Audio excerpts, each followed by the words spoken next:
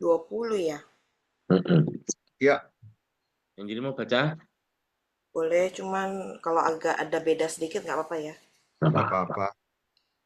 Bab 20, menikmati hidup. Apa yang membuat Anda kaya? Sebagian besar orang akan menjawab tentu saja uang. Mereka salah. Punya uang tidak menjadikan Anda kaya, karena setiap saat bisa saja Anda kehilangan uang. Memiliki properti tidak membuat Anda benar-benar kaya karena seperti yang kita saksikan beberapa tahun terakhir, properti bisa kehilangan nilai. Jadi apa yang membuat Anda kaya? Pengetahuan. Pelajaran emas saya. Sebagai remaja, bahkan sebelum mulai berinvestasi di properti, investasi pertama saya adalah emas. Emas adalah uang yang sebenarnya. Alasan saya, emas tidak mungkin keliru. Saya mulai membeli koin emas pada tahun 1972 saat harga emas sekitar $85 per ons. Waktu itu umur saya 25 tahun. Begitu saya menginjak usia 32 tahun, harga emas mencapai $800 per ons. Dan uang saya meningkat hampir 10 kali lipat. Luar biasa. Kegaduhan terus berlangsung dan sifat tamak mengalahkan sikap hati-hati. Ada rumor harga emas akan mencapai $2.500 per ons. Investor rakus mulai menimbun, bahkan mereka yang belum pernah membeli emas juga melakukannya. Saya bisa menjual emas saya untuk memperoleh laba yang lumayan, tapi saya bertahan, berharap emas akan naik lebih tinggi. Setahun kemudian, setelah harga emas kembali turun di bawah $500, akhirnya saya menjual koin terakhir. Saya menyaksikan harga emas terus menukik dan semakin turun sampai tahun 1996, yaitu mentok di $275 per ons pada tahun 1996. Bukan properti, emas, saham, kerja keras, atau uang yang membuat Anda kaya. Yang membuat Anda kaya adalah apa yang Anda ketahui tentang properti, emas, saham, kerja keras, atau uang. Pada akhirnya, kecerdasan keuangan Anda lah yang menjadikan Anda kaya. Saya tidak mendapat banyak uang dari emas, tapi emas memberi saya pelajaran tak ternilai tentang uang. Begitu melihat bahwa saya tetap bisa kehilangan uang dalam berinvestasi pada uang sejati, saya sadar bukan aset kasat matalah yang bernilai. Informasi tentang aset itulah yang pada akhirnya menjadikan seseorang kaya atau miskin. Bukan properti, emas, saham, kerja keras, atau uang yang membuat Anda kaya. Yang membuat Anda kaya adalah apa yang Anda ketahui tentang properti, emas, saham, kerja keras, atau uang. Pada akhirnya, kecerdasan keuangan Anda lah yang menjadikan Anda kaya. Kecerdasan keuangan hampir atau benar-benar tak ada hubungannya dengan kecerdasan akademis. Anda bisa jadi jenius secara akademis, tapi luar biasa bodoh pada hal kecerdasan keuangan. 1. Tahu cara mendatangkan lebih banyak uang. Semakin banyak uang yang Anda peroleh, semakin tinggi kecerdasan keuangan Anda.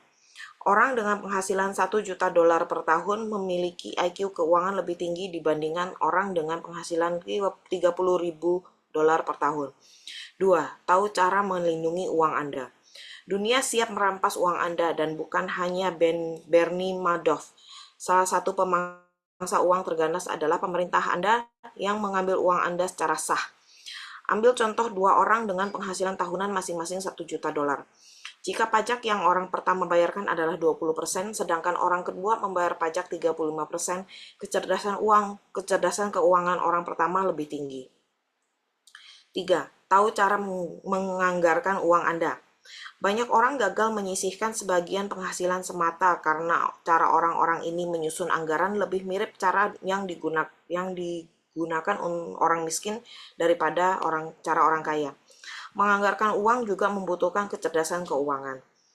Ambil contoh dua orang. A memperoleh $120.000 per tahun dan B hanya memperoleh $60.000 per tahun.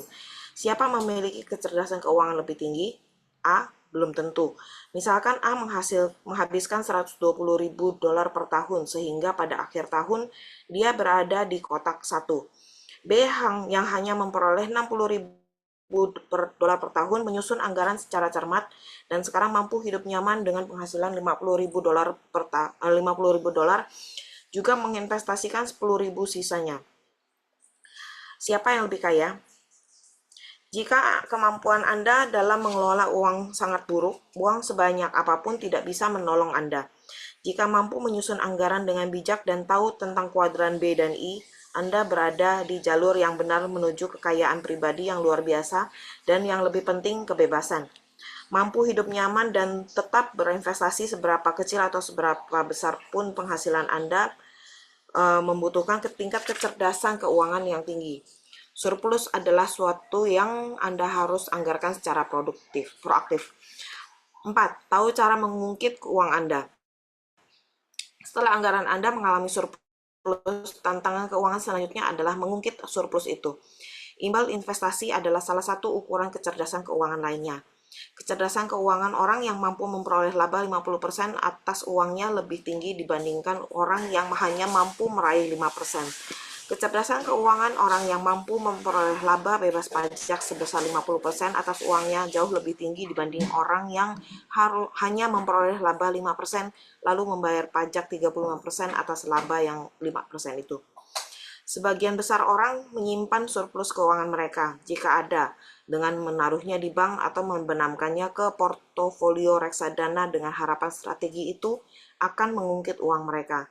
Akan tetapi, ada banyak cara yang jauh lebih bagus untuk mengungkit uang Anda daripada tabungan dan reksadana. Investasi semacam itu tidak membutuhkan kecerdasan keuangan. Anda bisa melatih seekor monyet untuk menabung dan melakukan investasi reksadana. Itulah tepatnya alasan laba atas instrumen investasi itu secara historis menyedihkan. Kehidupan yang luar biasa. Tujuan bisnis pemasaran jaringan Anda bukan sekedar mencari uang, tetapi juga membekali Anda keterampilan dan kecerdasan keuangan guna membantu Anda menggunakan uang ekstra itu untuk membangun kekayaan sejati. Akan tetapi, itu juga bukan tujuan akhirnya. Tujuan akhir membangun kekayaan adalah supaya Anda bisa memiliki kehidupan yang luar biasa. Dari pengamatan saya atas orang-orang di berbagai situasi berbeda, ada 3 cara untuk menjalani kehidupan. Ketiga cara itu digerakkan oleh 3 emosi berbeda dan sangat erat kaitannya dengan 3 jenis kondisi keuangan serta emosi. Hidup dalam ketakutan. Saya tahu seperti apa rasanya bangkrut. Sudah saya ceritakan bagaimana pada tahun 1985 yang dalam banyak hal adalah tahun terburuk kehidupan saya dan Kim mengalami situasi keuangan yang sangat buruk sehingga bisa dibilang kami menjadi tunawisma serta tinggal di sebuah Toyota rongsok. Rasa takut selama masa-masa itu benar-benar melumpuhkan, begitu berat sehingga seluruh tubuh kami seakan mati rasa. Saya tahu rasanya.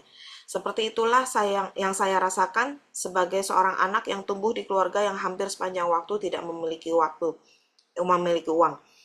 Awan gelap tidak punya uang menggantung di atas keluarga kami sepanjang masa kanak-kanak saya. Tidak punya cukup uang untuk bertahan hidup adalah pengalaman yang mengerikan dan rasanya lebih menyakitkan dibandingkan tidak punya uang itu sendiri. Kondisi itu bisa menghancurkan kepercayaan diri dan nilai diri Anda, juga menyabot semua aspek kehidupan Anda. Hidup dalam rasa marah dan frustasi. Gaya hidup yang kedua adalah hidup dengan rasa marah dan frustasi karena harus bangun serta berangkat kerja, khususnya saat Anda lebih ingin melakukan hal lain. Orang yang hidup dengan perasaan seperti itu boleh jadi orang dengan pekerjaan bagus dan gaji besar, tapi tidak bisa berhenti bekerja. Dari situlah frustasi muncul. Mereka tahu jika berhenti, dunia yang mereka tinggali akan runtuh. Orang seperti itu mungkin berkata, saya tidak mampu berhenti. Jika saya berhenti, bank datang dan menyita semua. Orang seperti itu juga sering mengatakan, tak sabar rasanya menunggu liburan selanjutnya, atau pensiun masih 10 tahun lagi. Hidup dalam sukacita, kedamaian, dan rasa puas. Gaya hidup ketiga adalah hidup dengan kedamaian hati karena tahu bahwa entah Anda bekerja atau tidak, uang dalam jumlah banyak tetap mengalir. Itulah perasaan yang saya dan Kim nikmati sejak 1994 saat kami menjual bisnis beserta pensiun. Kala itu umur Kim 37 dan saya 47 tahun. Sekarang bertahun-tahun kemudian, kami masih bekerja, bahkan kami bekerja keras. Mengapa? Karena kami mencintai pekerjaan kami. Perasaan tidak harus bekerja karena tahu tak peduli apapun yang kami lakukan, kami tetap punya uang lebih dari cukup seumur hidup adalah perasaan yang membebaskan dan membahagiakan karena memungkinkan kami melakukan hal yang benar-benar kami cintai. Kami menghabiskan waktu bersama dan entah bermain golf, berkelana keliling dunia, atau berada berjam-jam di ruang direksi Bagi kami itu adalah bermain-main dan hal-hal yang kami impikan. Itulah kehidupan kami, persis seperti yang kami inginkan, dan kami menikmati setiap momen yang kami lewati. Semut, belalang, dan manusia. Saya sudah menyebutkan dongeng tentang belalang dan semut. Kita tumbuh dengan perspektif bahwa kehidupan dapat dijalani dengan dua cara. Anda dapat hidup seperti semut yang rajin, sederhana, gemar bekerja, serta hemat dan menabung untuk masa depan, atau seperti belalang yang tidak bertanggung jawab dan boros, yang menjalani kehidupan penuh pesta pora dan hura-hura tanpa sedikit pun memikirkan masa depan. Dalam beberapa hal, citra itu lebih banyak mendatangkan bahaya daripada manfaat bagi kita. Bertanggung jawab, berhemat, dan menyiapkan masa depan itu baik. Akan tetapi, coba lihat gaya hidup seekor semut. Benarkah Anda ingin menjadi suatu titik dalam koloni raksasa semut? Mendorong remah-remah kotoran ke sana kemari sepanjang hari seumur hidup? Ayolah, kita bukan semut dan kita juga bukan belalang. Kita manusia. Apakah berharap bisa menikmati kehidupan sesempurna mungkin sebagai manusia itu tidak masuk akal? Jika Anda memahami esensi kekayaan, jika Anda mengelola uang, waktu, dan perhatian Anda dengan cerdas, jika Anda menciptakan mimpi besar dan punya keteguhan hati untuk mengikutinya, Anda dapat meraih kehidupan yang penuh kesuksesan tak terduga dalam beberapa jam. Sudah? Kalau dihabiskan aja gimana? Tinggal Kalau dikit loh. dihabiskan saja. Pendek Iya, ya? Oh, iya, tinggal dikit. oke. Bab 21. Bisnis pada abad ke-21. Salah satu alasan saya menghormati pemasaran jaringan adalah bisnis ini adalah bisnis dengan kesetaraan peluang sejati. Jala yang pemasaran jaringan tebar sangatlah lebar. Coba amati dengan teliti lebih dari 60 juta orang di seluruh dunia yang terlibat dalam bisnis ini, maka Anda akan mendapati mereka datang dari segala warna, kelompok umur, latar belakang, dan tingkat pengalaman serta keterampilan.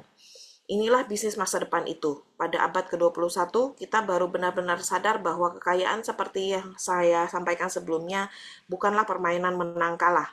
Kita tidak sejahtera dengan merugikan orang lain. Masa depan kekayaan sejati ada dalam merintis cara menjalankan bisnis yang mengangkat kesejahteraan keuangan umat manusia. Itulah nilai-nilai bisnis pribadi saya. Dan pemasaran jaringan juga memiliki nilai-nilai seperti itu.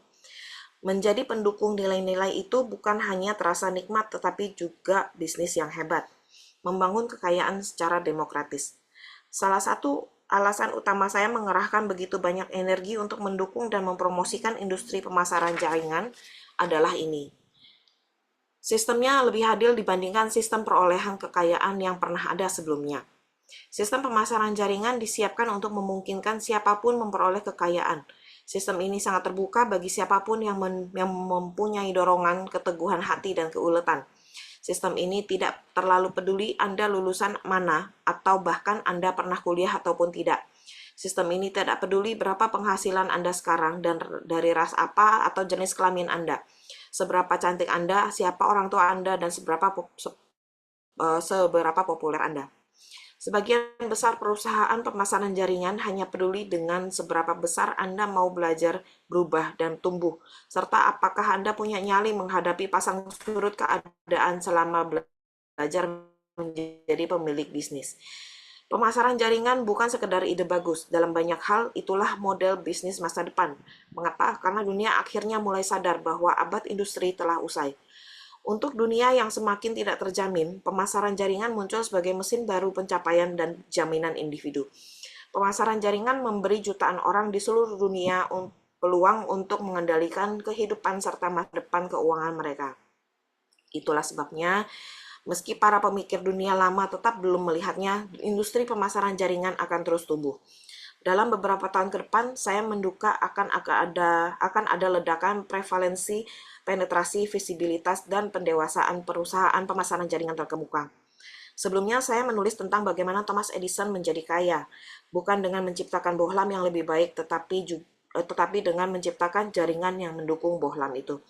Edison punya karyawan muda bernama Henry yang melakukan hal yang hampir serupa dengan penemuan baru yang kala itu sepertinya tidak memiliki kegunaan praktis.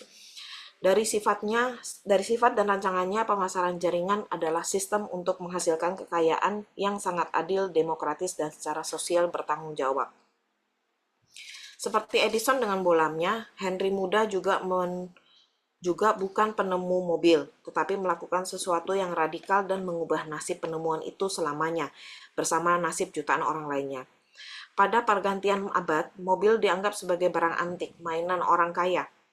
Harganya juga luar biasa mahal sehingga hanya orang kaya yang bisa menikmatinya. Gagasan radikal Ford adalah menyediakan mobil bagi siapa saja. Dengan memangkas ongkos produksi dan mengubah alur produksi untuk memproduksi mobil murah terstandarisasi secara massal, Ford menjadi produsen mobil terbesar di dunia. Dia tak hanya membuat mobil lebih terjangkau, tapi juga memberi karyawannya bayaran tertinggi di industri itu, bahkan menawarkan skema bagi keuntungan dan setiap tahun membagi dividen sebesar 30 juta dolar kepada para karyawan. 30 juta dolar pada awal tahun 1900-an adalah uang yang sangat banyak. Pernyataan misi Ford adalah mendemokratiskan mobil. Dan dalam proses mencapai misinya itu, Ford menjadikan dirinya orang yang sangat kaya. Pemasaran jaringan adalah salah satu bentuk bisnis yang revolusioner. Untuk pertama kalinya dalam sejarah, siapa saja dan semua orang bisa memperoleh kekayaan yang sampai saat ini hanya bisa dimiliki oleh segelintir orang yang beruntung. Bisnis ini bukannya tanpa orang yang mengecilkannya. Di bisnis ini ditemui pula para pembohong dan penipu, orang berperilaku tidak etis yang hanya mau untung cepat. Akan tetapi dari sifat dan rancangannya, pemasaran jaringan adalah sistem untuk menghasilkan kekayaan yang sangat adil, demokratis, dan secara sosial bertanggung jawab. Apapun kata pihak orang yang mengecilkan itu, pemasaran jaringan bukanlah bisnis yang tepat untuk orang serakah. Bahkan satu-satunya cara Anda bisa menjadi kaya dalam pemasaran jaringan adalah dengan membantu orang lain menjadi kaya dalam prosesnya. Bagi saya, itu sama revolusionernya dengan Thomas Edison dan Henry Ford pada era mereka. Dari rancangannya, pemasaran jaringan adalah bisnis yang sempurna bagi mereka yang suka membantu sesama. Saya tidak mengutuk sifat serakah, sedikit serakah dan egois itu sehat. Akan tetapi ketika sasaran untuk memperoleh keuntungan pribadi tak lagi bisa dikendalikan dan orang mengejarnya dengan mengorbankan orang lain, sifat serakah menjadi menjijikan. Saya percaya pada dasarnya manusia itu murah hati dan bahwa kita memperoleh kepuasan serta kebahagiaan terbesar dari pencapaian pribadi kita jika pencapaian itu juga membantu mengangkat bukannya menenggelamkan orang lain. Pemasaran jaringan memuaskan dorongan bermurah hati seperti ini. Pemasaran jaringan menawarkan jalan menuju kesuksesan pribadi, terbangunnya kekayaan sejati, dan terciptanya kebebasan keuangan melalui proses yang hanya efektif dengan membantu sesama umat manusia. Anda bisa menjadi kaya dengan bersikap pelit dan serakah. Anda juga bisa menjadi kaya dengan bermurah hati dan berderma. Cara yang Anda pilih adalah yang paling sesuai dengan nilai-nilai inti dalam diri Anda. Fondasi Ekonomi Kedamaian. Saya pernah menerbangkan helikopter menembus belantara Vietnam dan tahu sendiri seperti apa rasanya perang. Saya juga tahu bahwa ketidakadilan adalah salah satu sebab utama perang. Selama jurang antara si kaya dan si miskin makin lebar, perdamaian akan sulit diciptakan. Kita bisa melakukan unjuk rasa untuk perdamaian, berpidato panjang lebar tentang perdamaian, membentuk komite perdamaian, dan mendorong perdamaian, tapi tak akan bisa benar-benar menciptakan perdamaian yang sedang kita bicarakan kecuali dan sampai kita bisa memulai menghadirkan lebih banyak peluang ekonomi bagi jutaan orang. Meski terdengar sangat muluk, target itulah yang sedang berusaha diraih oleh pemasaran jaringan. Saat ini banyak perusahaan pemasaran jaringan yang membawa pesan perdamaian lewat peluang ekonomi ke seluruh dunia. Perusahaan pemasaran jaringan tak hanya bertumbuh kembang di ibu kota negara terkemuka di dunia, tapi juga di negara berkembang, membawa harapan keuangan bagi jutaan orang yang tinggal di negara miskin. Sebagian besar perusahaan tradisional hanya bisa bertahan di tempat orang-orang kaya dan punya uang untuk dibelanjakan. Sekaranglah waktunya orang di seluruh dunia memperoleh peluang yang sama untuk menikmati kehidupan yang berlimpah dan kaya, bukannya menghabiskan kehidupan dengan bekerja keras hanya untuk memperkaya mereka yang sudah kaya. Sekaranglah peluang Anda. Selamat datang di abad ke-21. Sampai sini? Dilanjutkan lagi juga boleh. Enggak. Kamu rasanya lagi suka membaca. Ya, enggak. Oke, ya ini sudah penutup ya. Teman-teman ada yang mau sharing sesuatu? Yuk langsung aja yuk, sudah 8:21, soalnya lebih waktunya nih.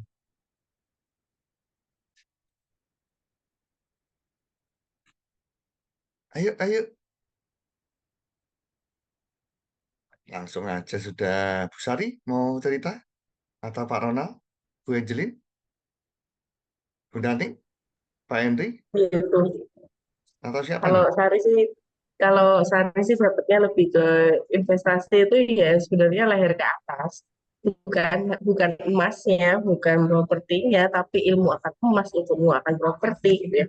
Sama halnya kayak kita di bisnis ini, gitu loh. Kenapa kok selalu diributin training bahkan orang di luar kan selalu mengatakan ngapain toh kamu kerja yuk kerja aja ngapain kok training gitu kan ya, dan ini loh kuncinya tuh di sini bahwa investasi leher ke atas tuh yang akan menghasilkan nantinya uang yang jauh lebih banyak daripada hanya kali ini kita mendapatkan uang itu sih. Ya, Ada yang mau Cik Yung mungkin?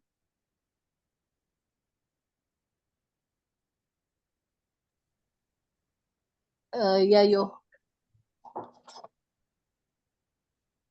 ini. Jadi setelah ya maksudnya baru setelah join di hati ini saya baru bisa apa ya tahu cara menganggarkan uang. Biasanya kan saya punya uang banyak, terus kadang bingung uang ini mau dikemanain gitu loh. Setelah masih ke baca Ronald. buku ini baru oh iya ya Itu ternyata juga memang harus rasanya keuangan seperti yang itu. buruk itu kalau dikasihkan ke Ronald. Terus Cik, gimana Cik? Ya, terus ya melalui bisnis jaringan ini ya saya kita bukan hanya membantu orang juga, tapi kan ya apa ya namanya ya, memang salah satu bisnis yang bagus ya. Karena yang saat ini kan memang aku ada toko, tapi memang ya tokonya saya masih belum bisa berkembang apa namanya, belum saya kalau di kuadran itu masih di kuadran S gitu dulu, belum bisa pindah ke B. Padahal tokonya Gitu. legend ya Cik ya. Jadi buat teman-teman kalau pengen tahu, tokonya Cik Yung ini bukan toko baru loh. Tokonya Cik Yung ini toko legend teman-teman. Jadi kalau Anda ke Salatiga, nyebut nama tokonya itu rasanya orang satu Salatiga tahu deh, ya kan? Tapi itu tadi Ya, yang Cik Yung bilang, ya kan? Membangun sistem dalam sebuah bisnis konvensional tidak mudah. Bukan tidak bisa ya, tidak ya betul. mudah, ya kan? Dan Cik Yung juga sering kali sharing ya, toh yang paling susah itu apa sih? Nyari orang kepercayaan. Itu Oh paling gitu. susah, ya kan? Itu aja kalau stok opnam pasti ada yang hilang. Jadi nguat-nguatin hati aja kan. Setiap kali stok opnam ada yang hilang, tarik nafas. Tapi masih untung oke lah gitu. Tapi ya jengkel ya. Apalagi kalau barangnya Ya, yang kecil-kecil, nggak tahu lah. nah, sampai kadang-kadang nggak tahu ya. Ini kecil-kecil nih mungkin hilang. Ah udahlah, anggap aja amal gitu ya. Oke. Ada lagi teman-teman yang mau sharing? Dan ini sopan mic tuh rasanya ya. Wih, saya mengamati betul ya. Ya, eh, aduh duh, ini sih semakin ikut baca buku jadi semakin sadar bahwa dunia ini itu bisnisnya banyak, nggak hanya misalnya maaf ya nggak hanya dunia network marketing, nggak hanya MLM, nggak hanya maksudnya yang kita pelajari selama ini, tapi justru dengan belajar lebih, dengan kita tahu kita baca buku dan kita membuka wawasan dan pikiran dengan bisnis-bisnis yang lain, yakinlah yang paling enak bisnis network marketing. Kenapa? Karena saya sendiri juga orangnya kan nggak bisa diem, sukanya mencoba hal-hal baru. pokoknya mencoba usaha-usaha baru. Tapi setelah direnungkan, dipelajari, dipikirin gitu ya, yang paling enak memang ini sih dari segi resiko, dari segi modal, dari segi apapun lah, ya itu nggak mikir Hasil. SDM. Maksudnya gini, kalau kita pengen jadi pengusaha di bidang yang lain, itu tuh lebih rumit. Menurut saya lebih rumit. Memang di sini perlu belajar, tapi tuh nggak serumit kalau kita mau mencoba usaha lain gitu loh. Dan di sini enaknya sudah ada yang ngajarin, sudah ada mentornya. Itu yang tak rasain sih kok. Dan Hmm. tulusan mentor ngajari itu ya benar-benar tulus, bukan yang kalau di bisnis lain, misalnya kita diajari, mereka sepersekian ya di sini juga pasti ada pengen sesuatunya ya pasti nggak mungkin enggak simbiosis mutualisme istilahnya. Tetapi lebih ya gimana sih nggak bisa dibicarakan. Intinya yang tak tangkap tuh apa ya sudah enak di bisnis enak, tinggal bagaimana kita menjalankannya. Itu aja sih kok. Ya, oke. Ada lagi? Ya, ya ini dikuatkan juga. Danis juga pernah punya usaha juga banyak, ya kan? Bahkan kalau Danis, ini saya sambil nunggu, saya sambil cerita ya. Teman-teman kalau mau ini langsung bisa angkat ya. Bahkan Danis itu yang unik pernah cerita sama saya, pernah buka warung, bukan warung kali ya, tempat makan lebih tepatnya, ya kan? Pernah buka tempat makan, rame, tapi uangnya nggak pernah nyampe ke tempatnya dia. Nggak tahu tuh caranya gimana itu. Itu kembali lagi kan, mencari orang kepercayaan itu tidak gampang. Ya, Pak Ronald nih, udah gatel rasanya Pak Ronald nih. Ya, kalau tadi di bab 20 kan intinya kita untuk sukses itu untuk berhasil di HDI, kitanya yang mesti menguasainya kan. Hmm. Kemarin saya juga dapat satu quote bagus itu adalah ketika seseorang benar-benar siap untuk sesuatu, sesuatu itu akan datang gitu ya. Jadi Hmm. kan artinya kitanya yang mesti siap itu. Hari ini join di HDI itu bukan sebuah jaminan bahwa saya pasti sukses. Nah, tergantung sayanya bagaimana gitu ya. Yang sudah biasanya diajarkan yaitu harus PKL, pahami pengetahuannya, kuasai kemampuannya dan lakukan pekerjaannya. Ya udah, itunya dilakukan, dijalani. Hmm. Dan di bab 21 yang saya lihat adalah ini bisnis yang terbuka untuk semua orang. Saya sendiri juga bersyukur hari ini ketemu dengan HDI dan saya ada di sini dan ada di posisi yang seperti sekarang karena pada waktu itu keinginan saya untuk tadi kan sudah diceritain sama Robert ya kan hidup yang frustasi, hidup yang tertekan dan segala macam gitu ya. Saya begitu baca itu saya juga memimpikan saya punya hidup yang bebas uang. Artinya saya nggak usah khawatir dengan uang gitu kan karena tadi juga ada kan eh, nggak peduli saya itu mau bekerja atau tidak bekerja, saya tidak akan pernah kekurangan uang seumur hidup saya. Nah itu adalah oh kondisi seperti ini loh yang saya mau gitu ya. Masalahnya adalah ketika mau ditempuh di jalur bisnis konvensional ataupun di jalur bisnis franchise, saya nggak punya modal. Itu yang pertama. Yang kedua, saya tidak punya cukup mental untuk menghadapi kalau misalnya itu nggak berhasil. Nah, itu yang buat saya juga pada waktu saya baca buku Cash Flow Quadrant, cara pertama dan cara kedua bagi saya mentok. Dan saya hanya punya cara yang ketiga, yaitu network marketing. Nah, dan hari ini semakin saya ada di dalamnya, saya semakin melihat karena seringkali kan orang juga bertanya, apa saya bisa berhasil?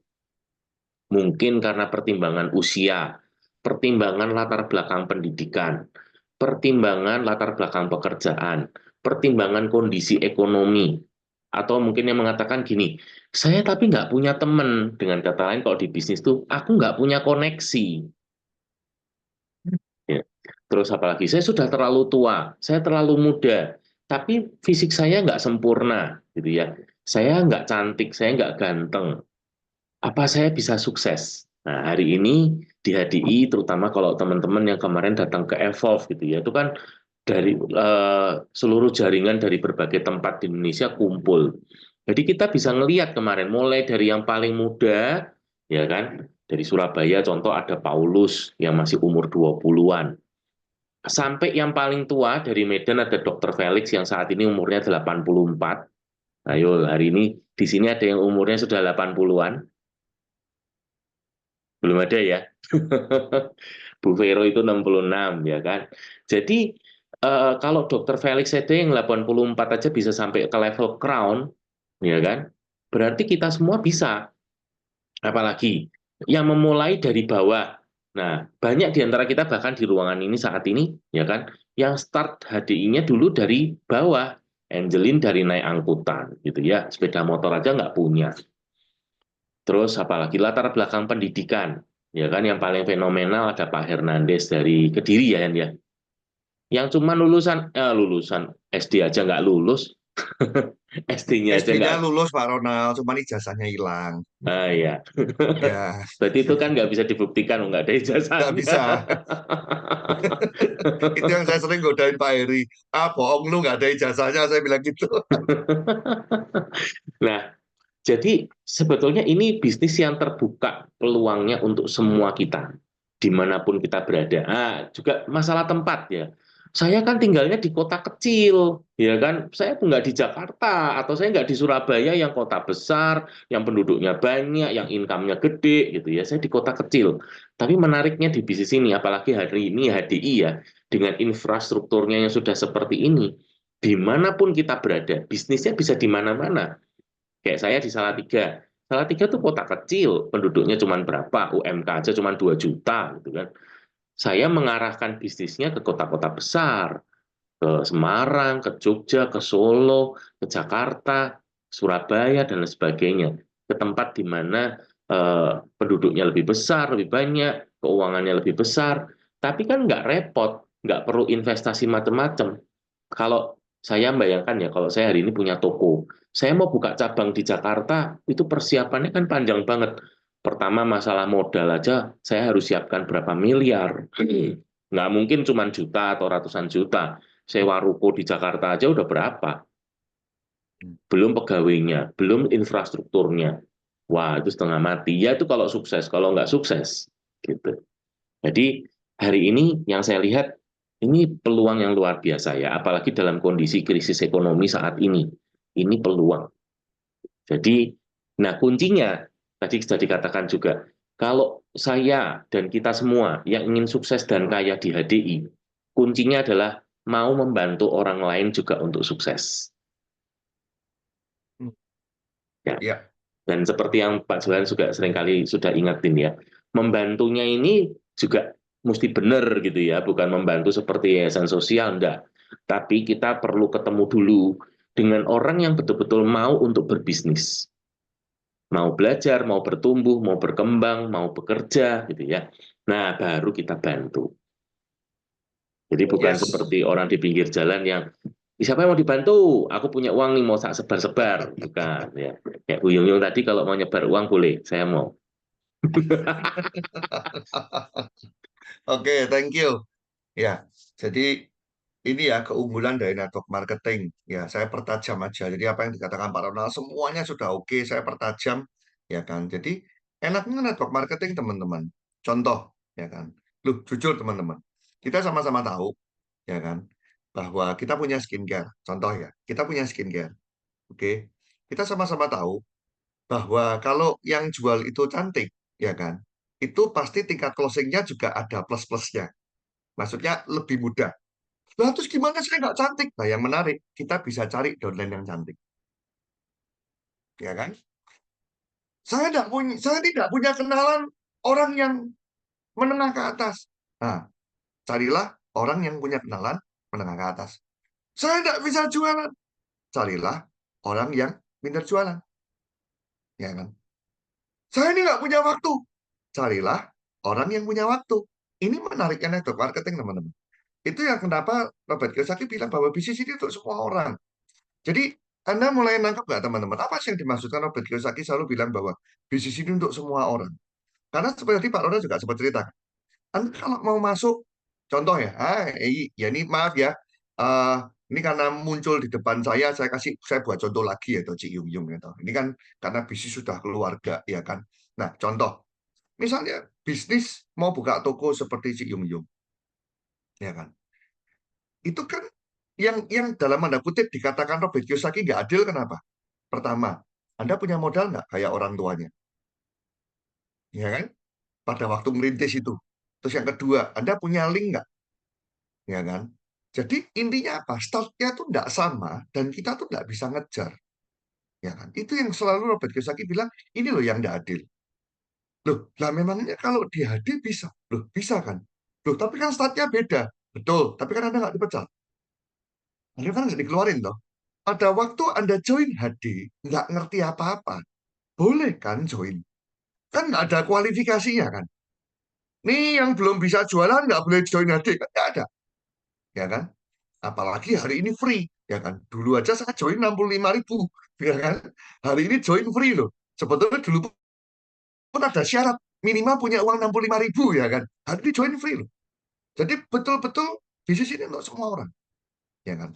Dan Anda ibaratnya gini. Anda mau eh, diamond 3 tahun lagi kayak saya dulu ya kan, 3 tahun baru diamond, saya nggak pernah dikeluarin ya kan. Dan ibaratnya gini, HD menyediakan ruang buat saya 3 tahun untuk belajar ya kan. Saya betul-betul ngerti HD memberikan ruang ya kan. Nah ini yang dikatakan Robert Kiyosaki bahwa kenapa bisnis ini tuh adil ya kan, karena anak dikeluarin, anak sambil belajar boleh ya kan. Cuma buat Anda, loh kalau saya bisa cepat gimana? Loh, kalau bisa cepat ya cepat, ngapain lama-lama? Ya kan, teman-teman bisa diamond dalam waktu 1 bulan, bahkan ada yang 2 minggu, nggak apa-apa, sikat aja, ya kan. Tapi buat yang nggak bisa, ini punya ruang untuk belajar. Nah, makanya kan kuncinya di bab 20 di garis bawahi, bahkan itu di paling atas ya, paragraf pertama, kalimat yang paling bawah, tuh sampai saya garis. Jadi, apa yang membuat Anda kaya? Pengetahuan. Itu yang menarik, ya kan? Jadi eh, apa namanya? Bahkan kalau saya boleh kaitkan dengan apa namanya? Kaitkan dengan kitab suci, teman-teman. Ya, karena saya seorang Kristiani, teman-teman. Di dalam kitab suci pun itu ada loh, tapi jujur saya lupa ayat. Boleh tambahin yang di Al-Quran ada nggak? Atau mungkin ada teman-teman di sini ada agama lain, ya kan? Ada Kak Rani, Hindu bagaimana? Kalau di Alkitab, teman-teman, itu ada tulisannya loh. Umatku,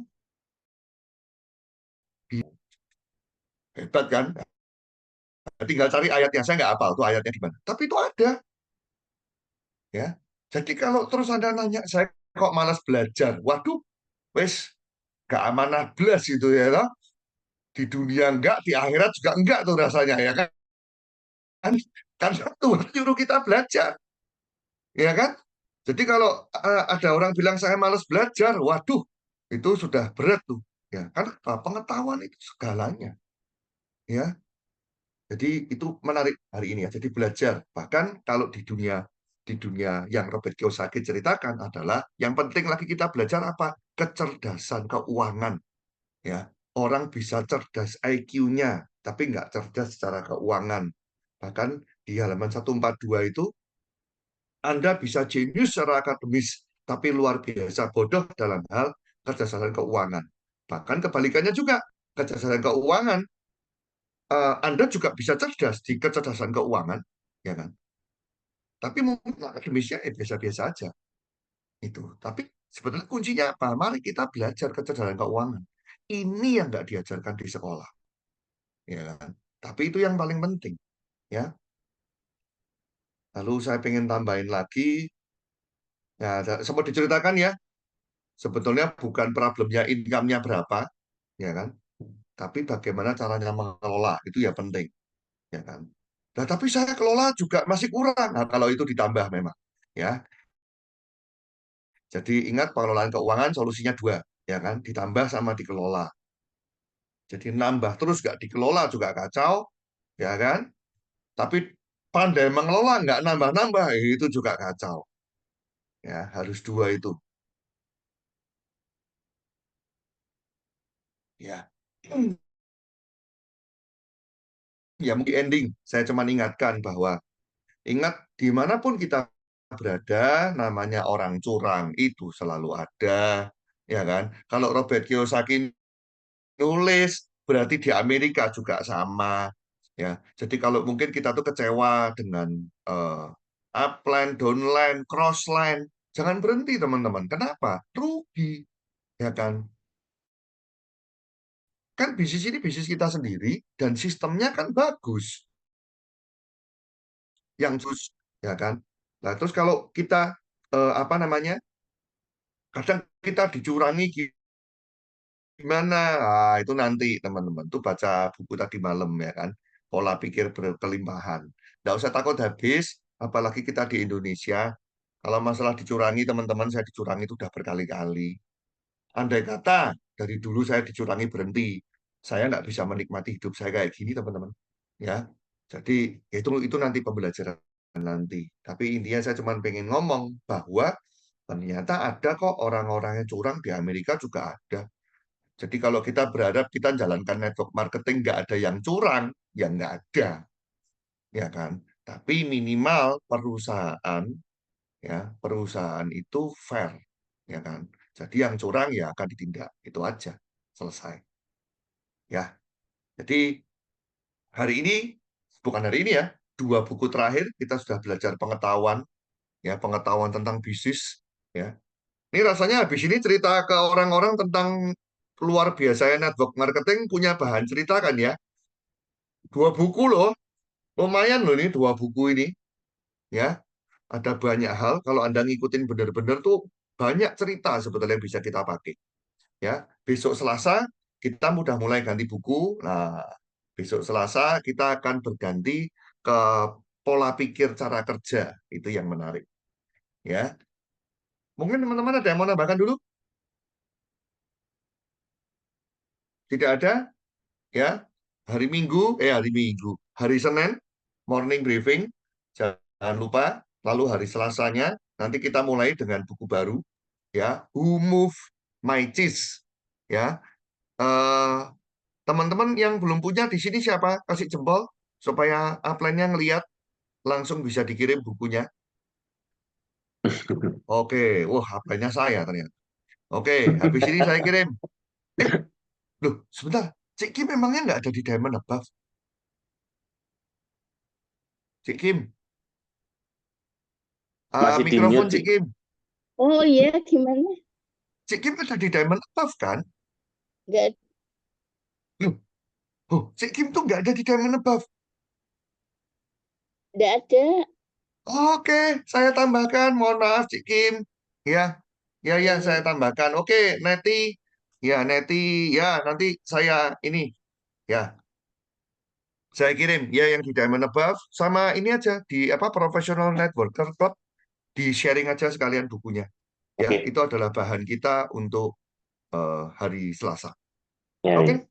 Ya, Oke, jadi kita tutup hari doa. ini kita tahu, kita tutup dengan doa dan kita punya keyakinan yang lebih lagi betapa enaknya dan luar biasanya, apalagi kalau kita ngomong potensi dari bisnis ini. Oke, siapa yang pimpin doa?